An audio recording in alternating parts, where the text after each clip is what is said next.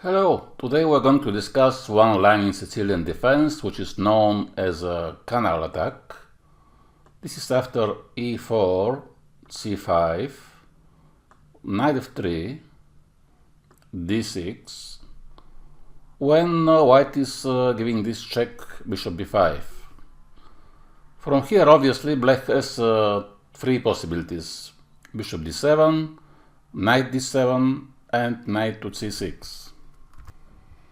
The most natural move is bishop d7, of course, with the idea to trade the bishops. And now most of the time white takes on d7. If he doesn't take, what else he can do? If he defends with the queen, here black has a big choice of moves. It depends if you want to get a pair of bishops or not. If you want to trade everything, the most simple way is to play now queen d7. And the endgame is, of course, equal. If you want to exchange the knight for the bishop, you can go knight c6, and let's say white plays a move like castle. Black can go later a6, which will more or less force white to exchange the bishop, because otherwise there is a danger that white can lose his bishop for a pawn. And if he takes the knight, in this case, after bishop takes, black has comfortable game where he has two bishops.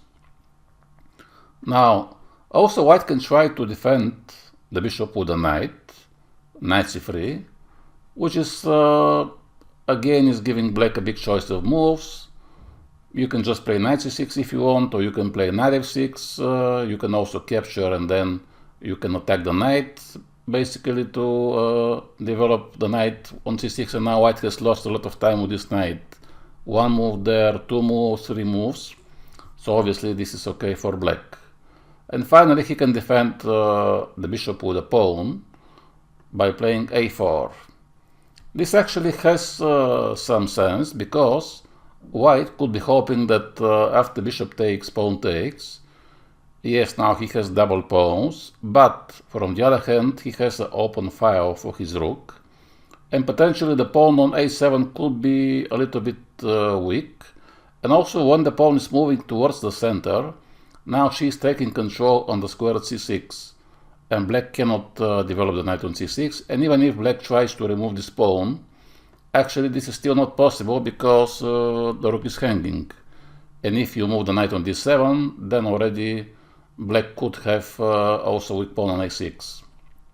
So I think after a4, black, of course he can play a6, or you can just develop your pieces. Knight f6, and then if white defends, black can play e6, bishop e7, castle, knight e6, and you have to just ignore the bishop.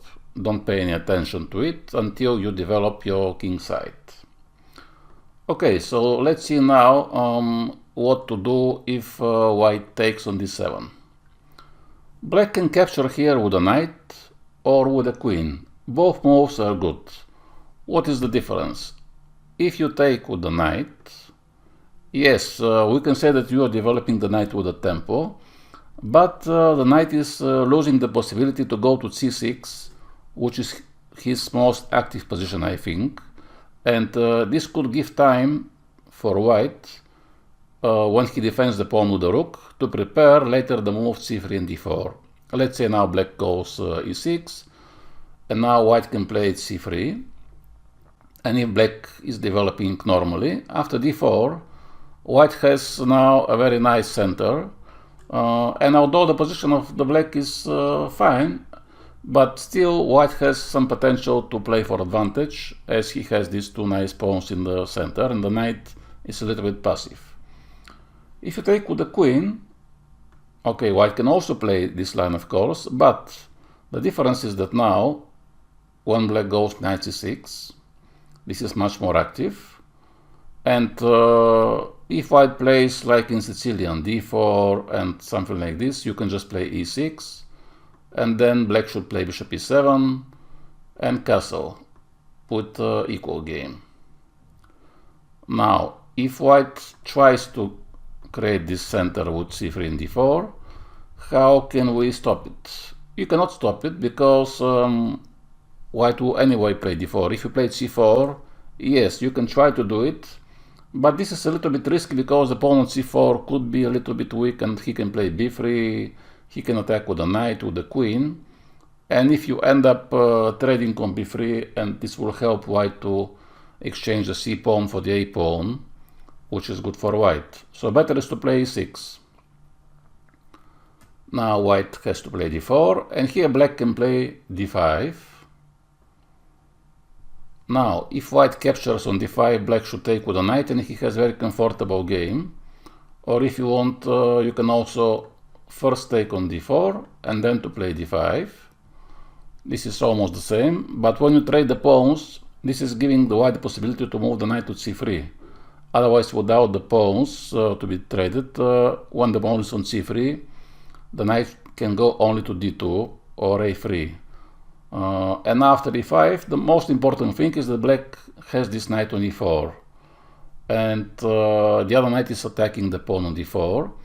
So it looks like the advanced line in the French defense, for those of you who know the French defense, but from black's point of view, there is one very big advantage, that the bishop on c8, who usually sits there, and he is very sad because he's surrounded by his own pawns, now is not there. Black managed to trade his worst piece, so black has a very good outpost for the knight. He has an active knight who is attacking the pawn. He can develop the bishop on b4 or on e7 into castle. And yes, of course, white also has a nice center. He can now exchange the knight. But in general, even if you play bishop b4, or if you take and then go bishop to e7, black will manage to castle, and the game is completely equal. Another possibility for white sometimes is to meet the move queen takes d7, not with this setup c3 d4, but he wants to play c4. And he wants to get something like a Marozzi system. If you play g6, this is possible deviation, of course. Black can play g6. It could transpose to some kind of accelerated dragon. And the idea of white is to play d4, and after pawn takes to take with a knight. Of course, black can simply play e5. Yes, if you like to play closed positions, you can even play e5, because now obviously there is no d4. And perhaps white has a slight advantage from the fact that when his pawns are on light squares, he has a dark square bishop, who is a little bit more active than the bishop on f8, although it's not a huge advantage for white, so black can just develop normally. But most people prefer to play knight c6, and then in this case black can play knight f6, knight c3, and now, yes, you can choose between g6, bishop g7 is very common setup for black, or you can play as well e6, and simply to play bishop e7, and then, for example, black castles, and later he tries to push the pawn to d5. Black can play the rook to c8, the rook to d8, let's say white goes something like this, and you can play rook e8 or rook d8, and at some moment, of course, the idea is d5. So usually, if you can push d5 and to exchange the pawns, black has an equal position. Here, after c4, it seems that black can play queen g4, because this is a double attack, but actually this move is not so great. Yes, black eventually will win a pawn, but definitely he will waste a lot of time with the queen. Already one move, two moves, and white has a choice. Actually, he can sacrifice both pawns. He can play knight c3 and then to play rook g1, and you can see now the difference between the development. White can play now d4 or knight d5. Black has spent all the time with his queen by playing 5 moves, and white has developed already almost all his pieces. Or even white can play here castle, and after this he can play d4, and then knight c3 is coming with a tempo, rook e1 is coming, so it will be very dangerous for black to take this pawn. And usually black actually is not going for this queen g4 move. And in the other case, like I said, yes, you can take with a knight. This is the other option. After the immediate check, of course, black can move the knight. And even many players with black strong players who wants to play for a win prefer to move the knight because they think that this position is a little bit more simple for white if he is playing for a draw. So they prefer to move the knight because eventually, of course, if white captures, this will give black the chance to have the pair of bishops and potentially to fight later, not only to equalize but for advantage. Of course, white is not forced to take immediately. There are many possibilities for white: c3, castle, and knight c3. But let's say he castles, and then knight f6. Now, usually white goes rook e1, because if he plays d3, then he doesn't have a chance to play for this idea c3 and d4. Already he has committed to the move d3. So better is to play rook e1.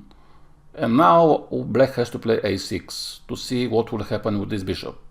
If he captures, you just, of course, take with the bishop. And then you can go bishop to c6, for instance. And then d4 is a pawn sacrifice. If he moves the bishop back, again, this is a mistake because after b5, c4, black is winning the piece. So probably he has to go, c4 is not good because b5 comes with the tempo. He can go to d3, but then he's blocking the pawn, or he can go to f1. I think this is probably the most popular move. And from here, black has various plans. He can play for e6, bishop e7. Some people go e5, so you can play b5, for example, and then e5. Now, this looks a little bit like the Ruy Lopez opening. And now, after bishop to b7, black is attacking the pawn. And then simply he goes bishop e7, castle, queen to c7, with a comfortable game. And finally, knight c6 leads to another line, Rossolimo, who is very, very popular, but it will be a subject of another video. So, yeah, this is how you have to fight with this move. You saw that both bishop d7 and knight d7 are giving black a very comfortable game.